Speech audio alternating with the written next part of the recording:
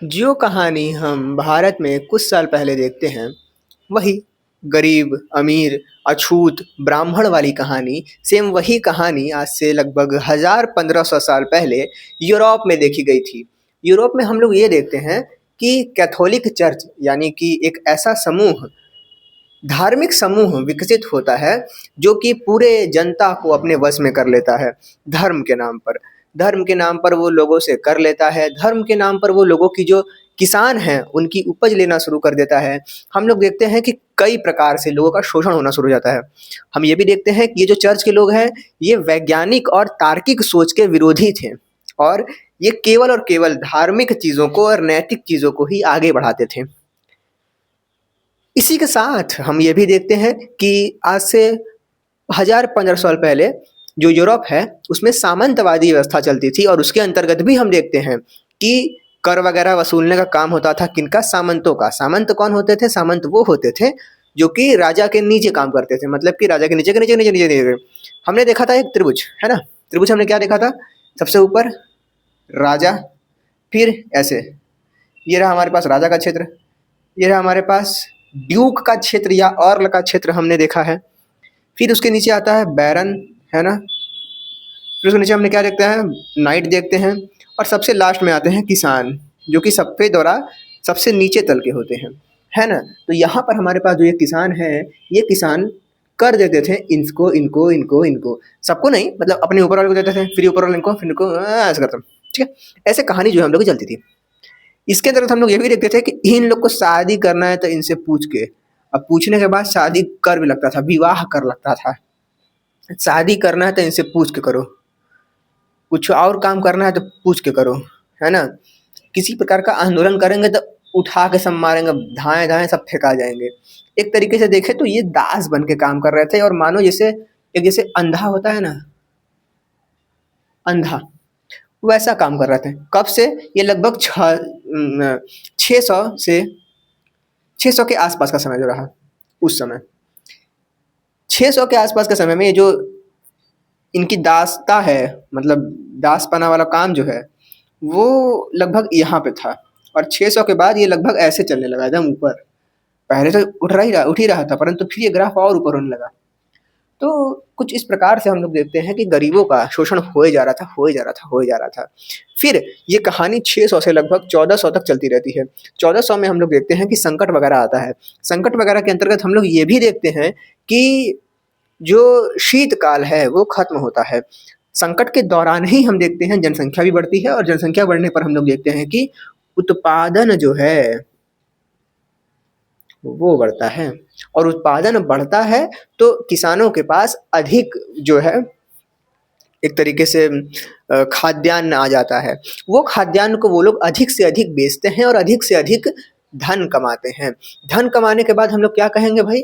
धन कमाने के बाद हम लोग कहेंगे कि उन्होंने व्यापार करना शुरू कर दिया और वो एक बड़े व्यापारी बन गए।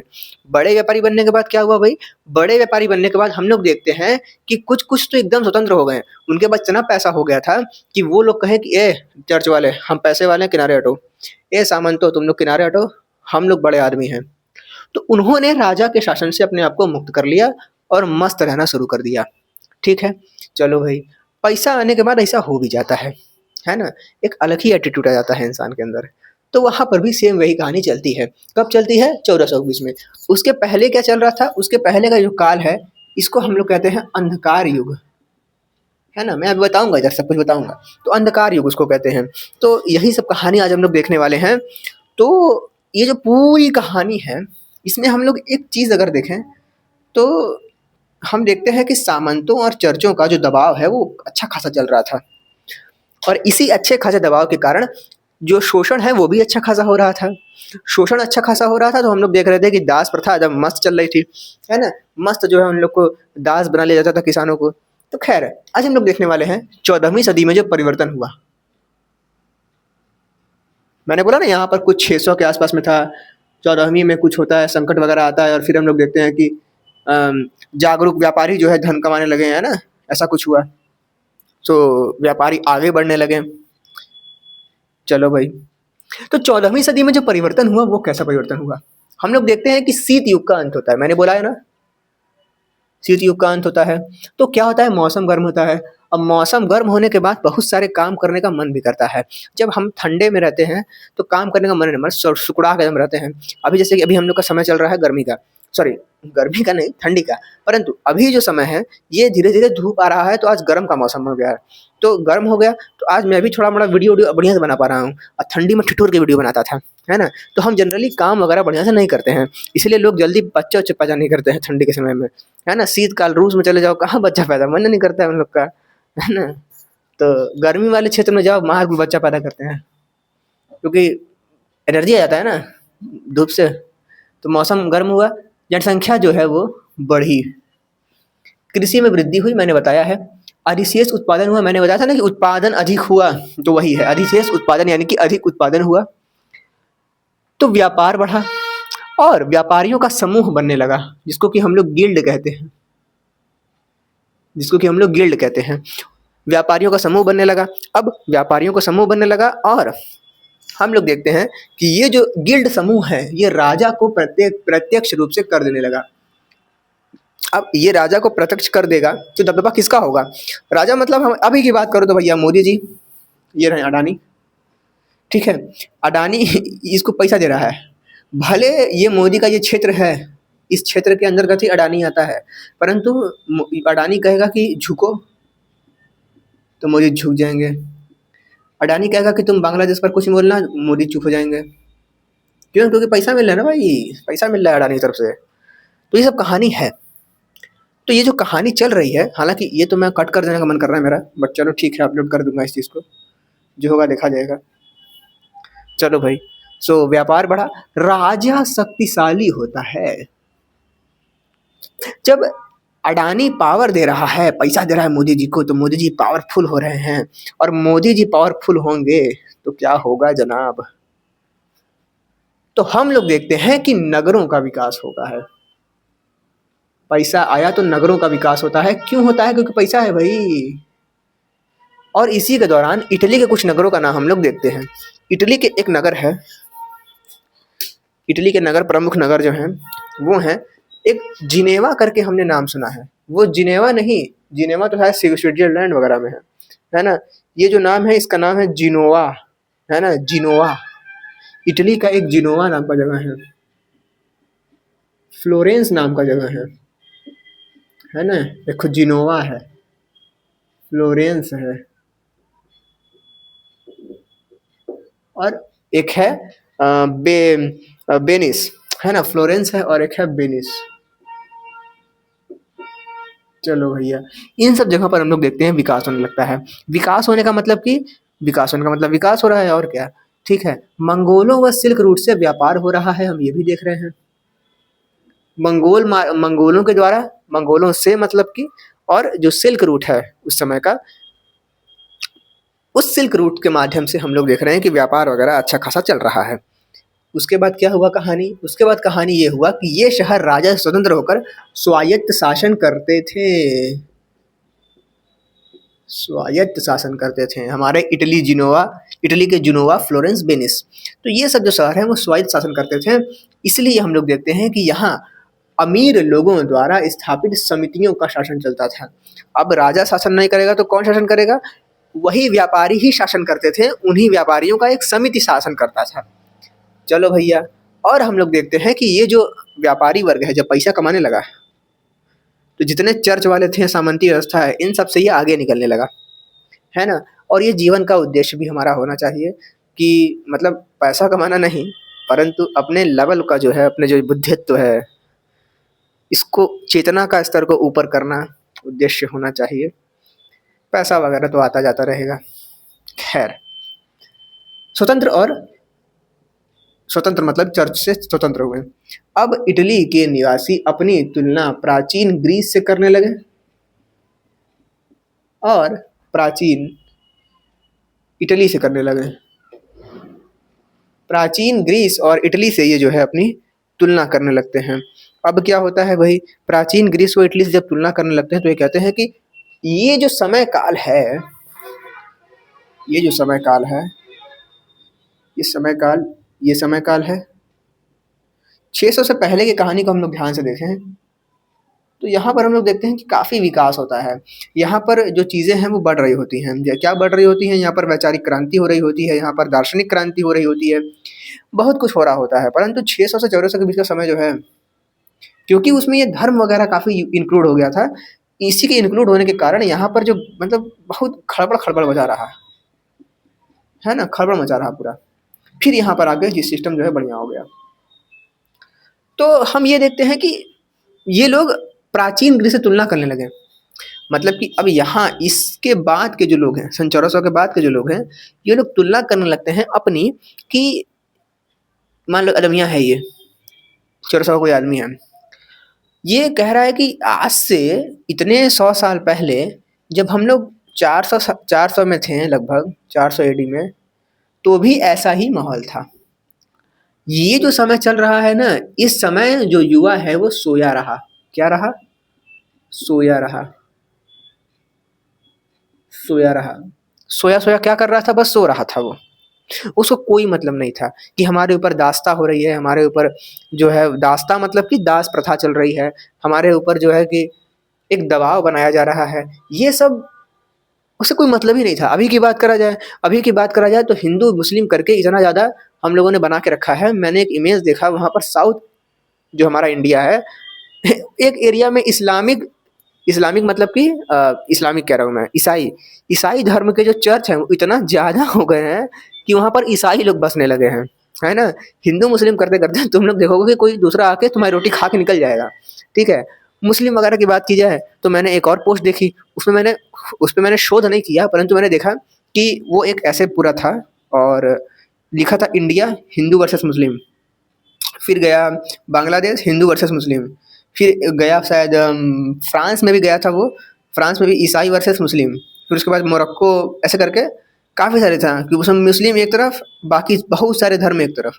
तो दुनिया के बहुत सारे देशों में वो देख रहा था कि जो मुस्लिम का वर्सेस है वो बहुत अधिक है। हर क्षेत्र में मुस्लिम से ही लड़ाई झगड़ा हो रहा है, हर क्षेत्र में। तो ये क्या है?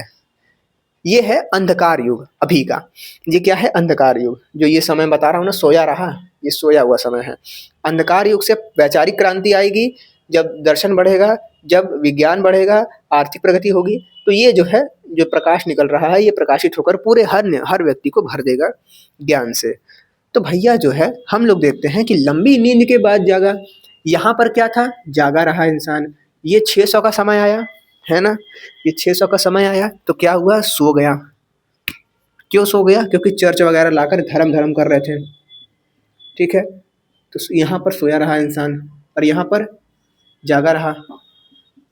फिर यहाँ पर क्या हुआ? फिर जाग गया। तो जागा था यहाँ, यहाँ पर सोया और यहाँ पर पुनः पुनः जागा। तो पुनः जागा तो हम लोग कहते हैं पुनर्जागरण हो गया। तो हम लोग देखने वाले हैं अब पुनर्जागरण।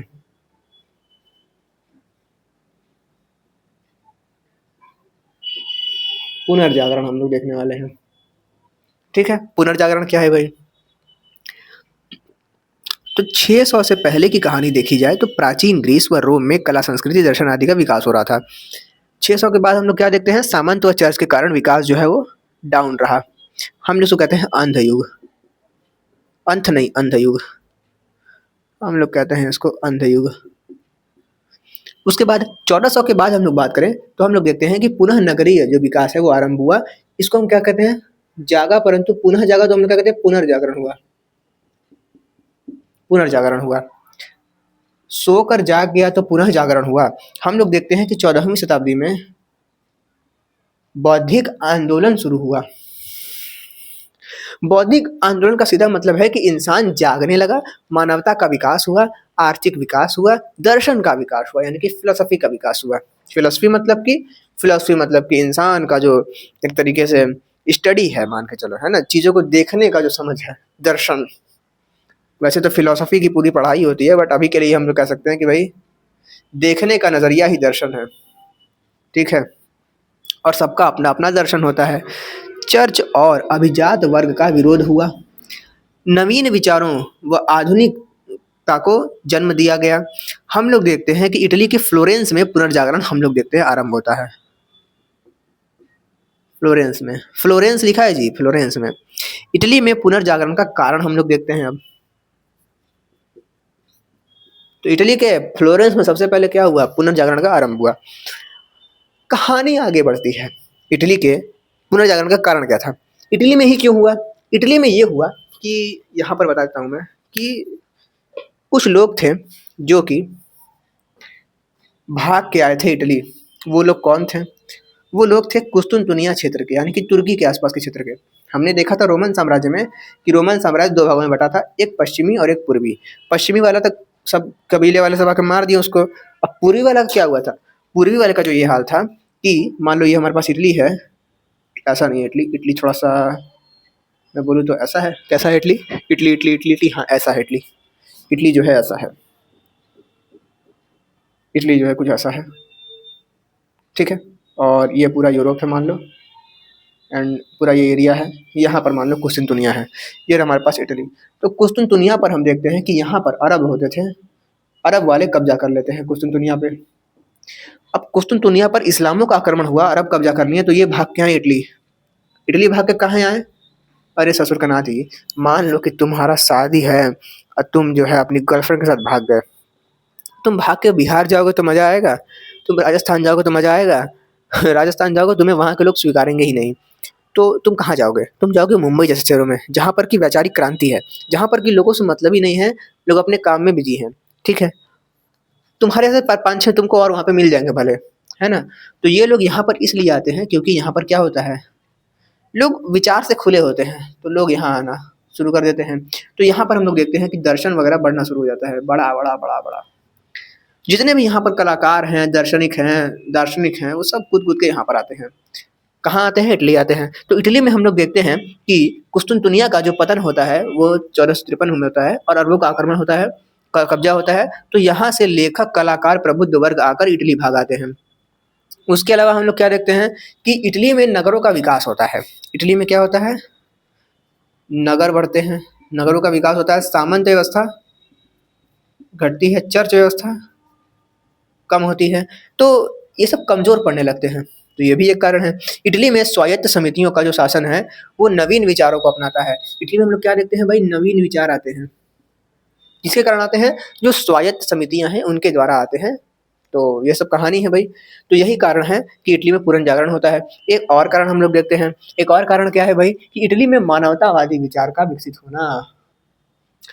अभी की बात करें तो यहाँ पर भारत में लिख सकते हो कि भारत में मानवतावादी विचार का विकसित होना बहुत जरूरी है, ठीक है। मानवतावादी विचार का विकसित होना बहुत जरूरी है। चलो भाई, शुरू करते हैं। पुनर्जागरण का वैचारिक आधार क्या था ये देखते हैं। पुनर्जागरण मतलब कि यहाँ पर लोग पुनः जागे, सोए नहीं थे, वो पुनः जागे और वैचारिक आंदोलन शुरू हुआ, लोगों का दिमाग खुलना शुरू हुआ कि हम लोग भी इंसान हैं, हम मानव हैं, तो हमारे अंदर भी मानवतावाद होना चाहिए। चाहिए क्या, हमारे अंदर मानवतावाद है, तो इसलिए हम ये देखेंगे कि कहीं मानवता का हनन तो नहीं न हो रहा है। और तुम जिस प्रकार से हमारे ऊपर विवाह का कर लगा रहे हो, तुम जिस प्रकार से हमारे ऊपर ये जो दास प्रथा कर रहे हो, जबरदस्ती हमारे ऊपर शासन कर रहे हो, ये पूरी तरीके से मानवता के खिलाफ है। सो हम लोग ये देखते हैं कि ये भी सिस्टम जो है होता है कि मानवतावाद का जो है विकास होता है वैचारिक आधार के अंतर्गत। तो भौतिक तो जीवन और मानव केंद्रित होना चाहिए, ऐसा कहा जाता है। मानवतावाद पर कुछ चीज़ें और भी हैं, आगे देखेंगे। चलो भाई, तो इसके बाद हम लोग देखते हैं कि पुनर्जागरण होता है तो इन लोग में तार्किक समझ आती है, तार्किकता यानी कि सही गलत की समझ, है ना, एक तर्क। उसके बाद हम लोग देखते हैं कि धार्मिक सार्वभौमवाद सभी धर्मों के मूल तत्व समान है, ये कहा जाता है।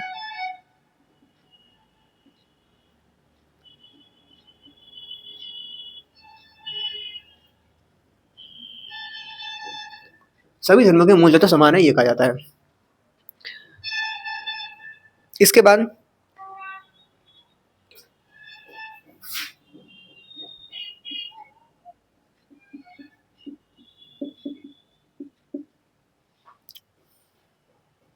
धर्मनिरपेक्षता, यानी कि सभी जो धर्म है वो एक तरीके से राजनीति से भिन्न है। यहाँ पर ये कह सकते हो कि राजनीति से भिन्न है, या फिर धर्मनिरपेक्षता का जो अपना मतलब है भारत में, ये भी समझा सकते हो कि पंथ निरपेक्षता, मतलब कि सभी धर्म समान है ना। कहीं भी किसी प्रकार का कुछ वो नहीं। तो ये तो कुछ मानवतावादी कुछ आधार वगैरह हैं और कहानी बस यहीं तक थी पुनर्जागरण की। ये सब फालतू है सब, घंटा नहीं याद रहने वाला है तुम लोगों को ये, है ना, घंटा नहीं याद रहने वाला है। फिर भी एक बड़ा लंबा सा नाम है जो मानवतावाद पे एक किताब लिखते हैं, जियो जियोवानी जियोवानी पीको डेल्ला मिरांडोला। एक नाम है जियोवानी